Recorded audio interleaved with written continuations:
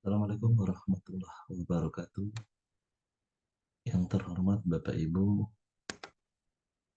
Panitia PPDB, tentunya di bawah bimbingan dan arahan Kepala Sekolah, khususnya SMA Negeri, segenap masyarakat, khususnya orang tua wali dan terspesial calon peserta didik yang akan memasuki jenjang SMA dan mendaftar di SMA Negeri.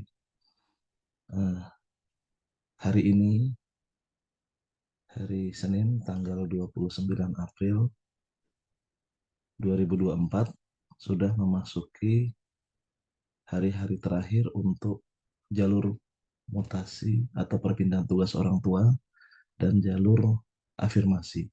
Di dalam link s.id garis miring ppdb minus atau garis datar atau tanda kurang Sumsel minus 2024, itu semua informasi sudah kita sampaikan. Silahkan dibuka link ini untuk mereview apabila ada hal-hal yang terlewat. Nah, kita fokusnya di jawaban pengaduan. Biasanya di sini semua yang Bapak Ibu tanyakan melalui telepon, WA, dan lain-lain, itu ada semua di sini. Sudah hampir 35-an kurang lebih. Untuk jadwal, kita klik saja jadwal deh. Kita lihat bahwa jadwal PPDB akan mengikuti sesuai dengan yang ada di Juknis, dan di paparan ini slide-nya besok ya, terakhir untuk daftar di jalur afirmasi dan perpindahan tugas orang tua. Jadi saat ini posisi tanggal 30, maka tanggal 30 April ini adalah hari terakhir untuk mendaftarkan di jalur afirmasi dan perpindahan tugas orang tua. Jadi kami ingatkan Bapak Ibu eh, untuk memastikan apabila memiliki dokumen tentang afirmasi, kemudian tentang eh, perpindahan tugas orang tua, bisa mendaftarkan di jalur yang sama atau di jalur lainnya. Nah, ini kemudian mungkin ada 1 atau 2 hari untuk persiapan jalur zonasi, membereskan berkas-berkas atau eh, persiapan-persiapan lainnya, penyusunan form, juknis, dan lain-lain lah, sehingga nanti pada tanggal 3 Mei sampai 18 Mei akan dibuka jalur zonasi. Ini jalur zonasi waktunya panjang, 2 minggu lebih. Bapak Ibu, orang tua wali, dan Ananda calon peserta didik baru bisa memilih lebih dari satu pilihan jalur di sekolah yang sama atau di sekolah lainnya. Tentu apabila memenuhi persyaratan secara dokumen-dokumen.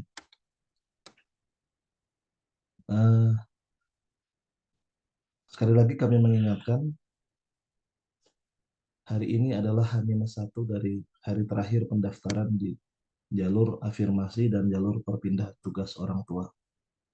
Jadi mohon Bapak Ibu untuk eh, memastikan sudah mendaftar apabila memiliki dokumen persyaratan sesuai dengan jalur afirmasi dan perpindahan tugas orang tua.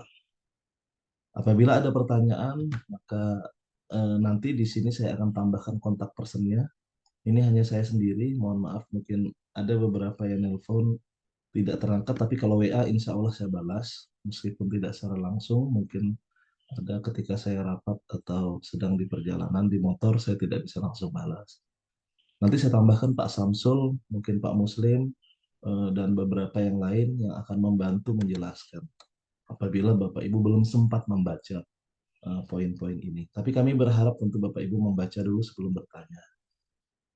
Atau Bapak Ibu bisa juga melalui kanal pengaduan di bagian nomor 5 ini adalah klik untuk mengisi pertanyaan atau pengaduan dan nanti kami akan jawab di poin nomor 6.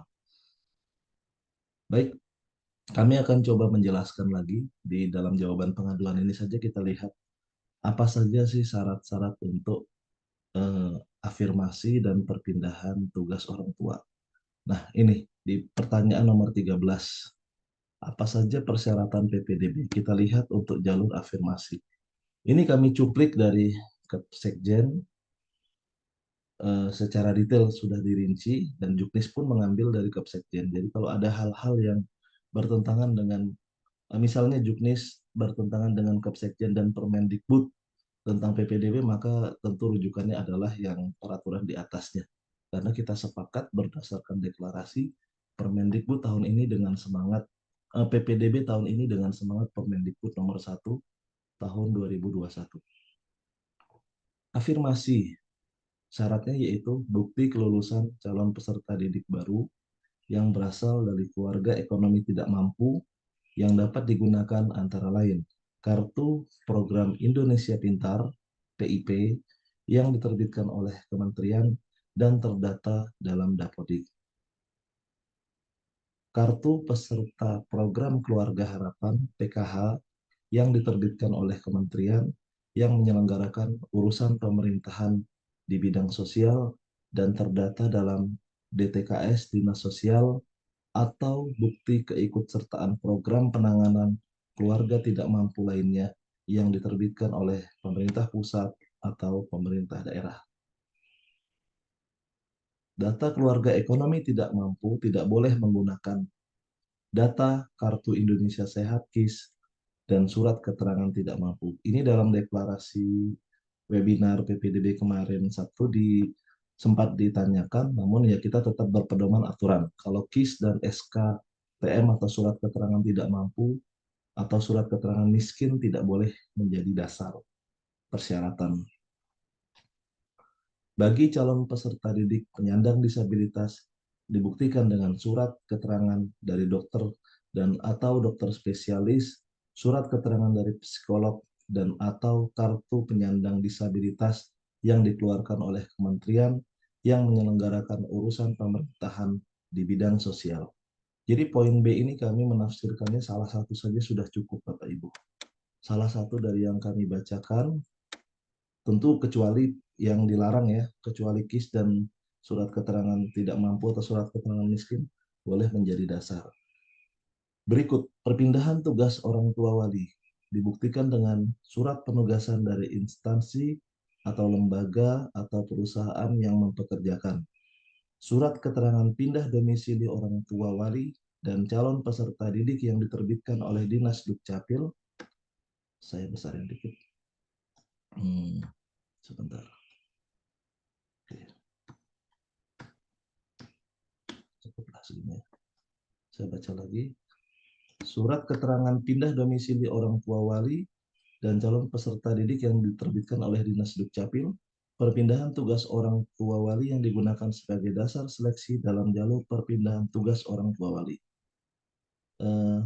Paling lama 1 tahun sebelum tanggal pendaftaran PPDB. Jadi poin ini 2 baris ini maksudnya jadi 1 ya. Untuk guru atau tenaga kependidikan yang akan menggunakan sisa jalur perpindahan tugas orang tua wali yang tidak terpenuhi haruslah pada sekolah di mana orang tua walinya sebagai guru atau tenaga kependidikan pada sekolah yang sama. Baik, kita fokusnya masih di afirmasi dan perpindahan tugas orang tua. Jadi Bapak Ibu silahkan dicek dokumen-dokumennya harus sudah sesuai. Beberapa pertanyaan permasalahan di jalur ini yaitu apabila PIP atau PKH atau dokumennya sudah kadaluarsa tidak berlaku, maka pihak verifikator akan menganggap bahwa dokumen tersebut tidak memenuhi persyaratan. Apabila tidak ada dokumen lain yang mendukung, misalnya surat bukti keikutsertaan program penanganan keluarga tidak mampu lainnya atau bukti transfer rekening yang dikuatkan dengan surat keterangan dari sekolah bahwa itu masih merupakan bantuan atau program sosial atau program program dari pemerintah, maka kami juga mengembalikan sepenuhnya pada sekolah karena tim verifikator ada di sekolah dan keputusan diambil secara bersama-sama tentu berdasarkan arahan dari ketua panitia PPDB atau kepala sekolah. Kami tidak mengintervensi, tapi kami hanya menyampaikan aturan. Inilah aturannya, silahkan diterjemahkan. Apabila ada multitafsir, silahkan diputuskan sama-sama. Kami hanya memberikan rambu-rambunya saja dan kita gunakan logika penalaran. Misalnya nih, ada juga permasalahan surat eh, penugasan dari instansi atau surat pindah ini ternyata bunyinya berbeda berupa surat kuasa, tapi substansinya adalah menugaskan atau memindahkan. Maka kami harap panitia lebih bisa memperluas penafsiran ya, sehingga itu juga secara substansi adalah pindah tugas agar dibolehkan. Ada lagi misalnya surat domisili. Nah, ini surat domisili memang ada beberapa pemerintah daerah yang tidak bisa mengeluarkan surat keterangan dari capilnya, surat keterangan domisili yang dimaksud. Tentu kami juga berharap lebih fleksibel di sini karena ini tahun pertama kita berusaha memberikan keuntungan sebesar-besarnya kepada masyarakat sambil nanti kita evaluasi apabila ada yang kurang pas dengan penafsiran kami sebagai tim penyusun dan juga Bapak Ibu sebagai panitia, maka kita akan meminta petunjuk dari Balai Penjaminan Mutu Pendidikan di Indralaya yang merupakan UPT perwakilan Kementerian Pendidikan. Tentu kami juga akan terus berkonsultasi dengan tim monitor dari kementerian juga yang akan hadir, dan pada saat evaluasi laporan dan audit kami akan jelaskan ini penafsiran kami, jika salah maka menjadi bagian koreksi untuk PPDB berikutnya. Maka menurut kami untuk surat keterangan domisili ini ya, surat keterangan domisili Dinas Dukcapil agar di penafsirannya kami berharap untuk tahun ini diberikan fleksibilitas bisa dari lurah, desa, atau dari kecamatan, atau dari lembaga pemerintah yang kira-kira berhubungan dengan kependudukan eh, dari tempat asal maupun dari tempat tujuan. Nanti kita akan sama-sama evaluasi. Tentu ini juga memudahkan masyarakat apabila harus dari Dukcapil, kemudian Dukcapil yang tidak bisa mengeluarkan, apabila hanya dibatasi hanya di tempat tujuan saja, tentu akan tidak sempat balik ke tempat asal. Ada yang mensyaratkan harus dari tempat asal. Nah, sementara orangnya sudah pindah antar pulau. Ini kan tentu merepotkan waktu terbatas. Jadi mohon juga dipastikan untuk dokumen-dokumen juga diverifikasi. Kita bisa melakukan verifikasi ke instansinya, misalnya surat pindah tugas ke perusahaannya dicek, surat dukcapil kita cek ke kelurahan, desa, atau ke dukcapilnya dan seterusnya. Uh, Kemudian ada juga link pengecekan bansos dan si pintar itu merupakan bagian dari DPKS. Terkait dengan hal-hal lain, silakan Bapak Ibu baca di sini sambil nanti akan kami coba berikan keterangan di uh, dari penjelasan jenis pengaduan ini mungkin bisa menjadi rujukan Bapak Ibu, dan dari jenis pertanyaan barulah kita bisa mereview jawaban-jawaban. Mungkin itu yang bisa kami sampaikan untuk mengingatkan khususnya bahwa ini adalah H-1 dari jalur afirmasi dan jalur perpindahan tugas orang tua. Media center kami juga sudah mulai diaktifkan tahun ini atas masukan berbagai pihak. Kami sudah membagi jadwal piket satu hari ada minimal 2 orang standby, mudah-mudahan nanti secara bergantian bergilir dan kami tambah juga melalui pengawas sekolah untuk menjelaskan sesuai aturan. Mohon maaf apabila ada yang kurang pas. Kami akhiri. Wabillahi taufiq wal hidayah. Wassalamualaikum warahmatullahi wabarakatuh.